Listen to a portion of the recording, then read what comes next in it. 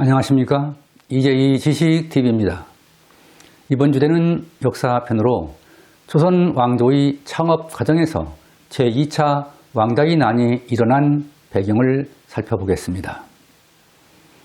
왕자의 난은 태조 이성계가 조선을 창업하는 과정에서 왕자들이 왕의 계승을 둘러싸고 고륙 상쟁을 벌인 사건입니다.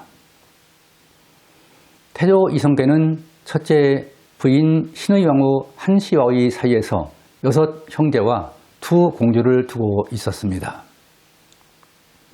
6 형제는 방우와 방과, 방의, 방간, 방원, 방연의 순이었고 2 공주는 경신과 경선이었습니다. 또한 둘째 부인 신덕왕후 강시와의 사이에서는 방번과 방석 2 형제와 경순 공주를 두었습니다. 이번 순서는 제1차 왕자의 난에 이어 제2차 왕자의 난이 일어난 배경을 살펴보겠습니다. 제2차 왕자의 난은 제1차 왕자의 난이 일어난 지 2년 후에 또 왕의 계승을 둘러싸고 태조의 사남 방간이 일으킨 왕자 간의 무력 충돌을 말합니다. 제1차 왕자의 난은 조선이 개국되면서 태조의 후계자를 정하는 과정에서 2 왕후 소생의 형제들 간의 왕의 계승권 다툼이었습니다. 그러나 제2차 왕자의 난은 정종 2년인 1400년에 방원이 동복형 방간이 박포 등과 함께 아우 방원을 제거하고 왕권을 차지하려고 일으킨 사건입니다. 조선 초기의 국가 운영은 이성계의 두터운 신임을 받던 정도전과 권근 등에 의하여 이루어지고 있었습니다. 정도전은 조선 경국전 등을 만들어 조선 초기의 제도와 규범 등을 정비하였습니다. 조선 경국전은 1394년 태조 3년에 정도전이 만들었으며 조선 개국의 기본 강령과 육전에 관한 사무를 규정한 법전입니다. 그는 조선의 국가 운영은 최상 중심의 중앙 집권적 국가를 이상으로 여기고 있었습니다. 정도전은 1393년 태조 2년에 의형 상군부를 설립하여 강력한 중앙 군사 체제를 갖추고 정치와 병권 등의 실권을 장악하게 되었습니다. 의형 상군부는 조선 초기에 군무를 통할하던 관하로 중좌우 3군의 병력을 지휘 감독하는 최고의 군령기관이었으며 1466년 세조 1년에 오이 도청부로 고치게 되었습니다. 방우는 조선 건국에 반대하는 정몽주를 제거하는 등 이성계를 도와 조선을 건국하는 데 가장 큰 공을 세운 태조의 5째 아들입니다. 그러나 방원은 개국에 가장 공이 크고 야심과 자질이 큰 인물이었기 때문에 유신 중심의 집권 체제를 강화하려는 정도전 등의 견제를 받게 된 것입니다. 정도전은 세자 책봉 과정에서 남은 시임효생 등과 합세하여 방원을 비롯한 첫째 부인인 신의 왕후 소생의 6 왕자들을 제외시켰습니다. 정도전 등은 태조의 첫째 부인인 신의 왕후 소생들을 배제하고 둘째 부인인 신덕왕후 소생의 방석을 세자로 추대했습니다. 태조는 결국 계비 신덕왕후 소생인 8째 아들 방석을 세자로 책봉하고 정도전에게 세자 보도의 책임을 지게 했습니다. 방원은 개국 공신으로도 인정받지 못하고 세자 책봉에서도 밀려나자 정도전 등에 대한 적대감을 갖게 되었습니다. 또한 정도전 등이 1398년 이후 이른바 진법훈련을 강화하여 왕자들이 사병까지 해체될 위기에 처하면서 방언은 크게 반발하였습니다. 전투 현장에서 부대의 기동 방법으로 부대의 움직임을 진법이라고 합니다. 전쟁의 승패의 요인은 병력 동원 능력, 동원된 병사 개개인의 전투 능력, 전투에서 부대의 기동 방법 등 세 가지로 나눌 수 있습니다.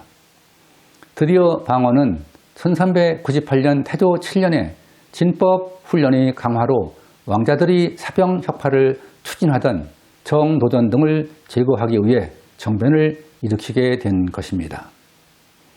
따라서 방언은 1398년 무인년에 자신의 반대 세력인 정도전과 남원 등을 제거하고 세자 방석과 세자의 동복형 방번도 함께 죽인 제1차 왕자의 난이 일어났었습니다. 제1차 왕자의 난은 방언의 난, 정도전의 난 또는 무인정사라고도 합니다. 정도전은 새 왕조에서 세상 중심의 정치를 꿈꿔왔으나 제1차 왕자의 난에서 방언에 의해 살해되면서 그의 꿈도 무산되었습니다. 방언은 정도전 등 반대파를 제거하고 둘째 형인 방과에게 일시적으로 왕위를 양보했고 방과는 조선의 제2대 정종이 되었습니다. 태조 이성계는 왕자의 난으로 두 아들을 잃고 크게 상심하여 방과에게 왕위를 물려주고 상암으로 물러났으나 실권은 방언이 장악하게 된 것입니다. 방언은 제도 개혁을 추진하면서 병권을 집중하는 등 중앙 집권 체제를 강화하여 정치적 세력을 확대해 나갔습니다. 제1차 왕자의 난은 조선 초기에 정치 질서를 확립하는 과정에서 방언이 왕권 계승을 위해 일으킨 정변이었던 것입니다. 여기에 또 1400년 1월에 왕의 계승을 둘러싸고 신의 왕의 소생인 태조의 사남 방간과 오남 방원 두 왕자 간의 무력 충돌을 제2차 왕자의 난이라고 합니다. 제2차 왕자의 난은 정종 2년에 방언의 동복형 방간이 박보 등과 함께 방언을 제거하고 왕권을 차지하려고 일으킨 사건입니다. 제2차 왕자의 난은 왕자들의 왕의 계승 과정에서 촉발되었지만 지중푸주사 박보가 방간을 충동시킨 것이 직접적인 원인이었습니다.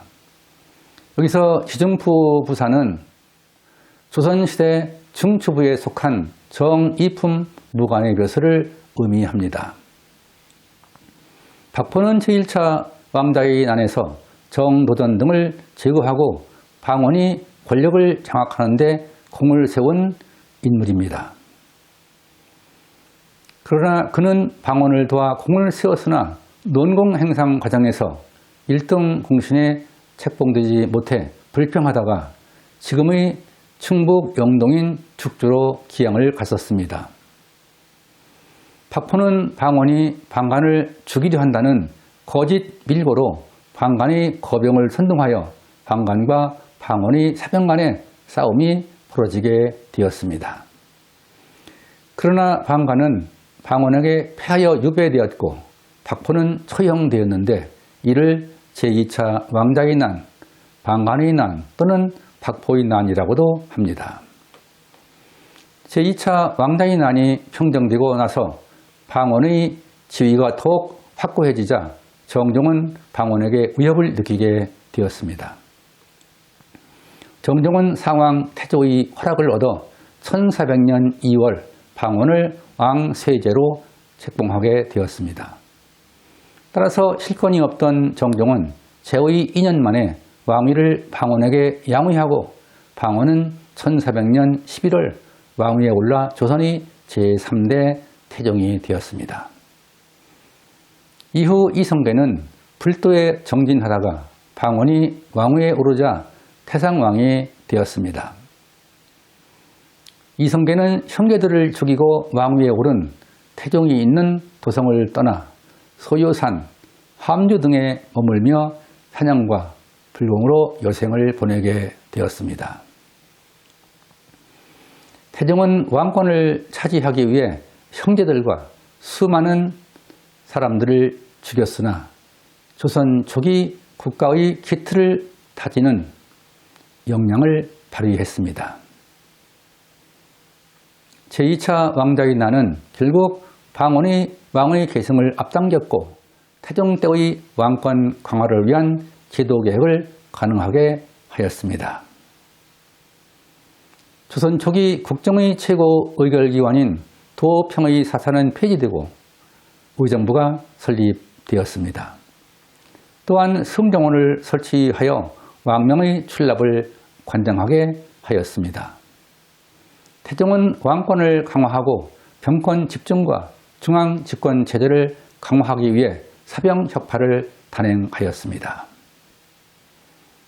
따라서 태종은 강력한 왕권 행사를 통하여 조선 초기의 전국을 안정시키고 국정을 정비하였습니다. 지금까지 조선 왕조의 창업 과정에서 왕의 계승을 둘러싼 제1차 왕자의 난에 이어 제2차 왕자의 난이 일어난 배경을 살펴보았습니다. 여러분은 제2차 왕자의 난이 일어난 과정을 통하여 왕권을 차지하기 위해서는 비정할 수밖에 없었던 역사의 현장을 이해하는 계기가 되었길 바랍니다. 조선 왕조의 두 차례 왕자의 난을 지켜보면서 권력 앞에서는 냉엄해야 했던 역사적 사실을 독자 여러분과 공유하면서 이제이 지식TV를 마치겠습니다. 감사합니다.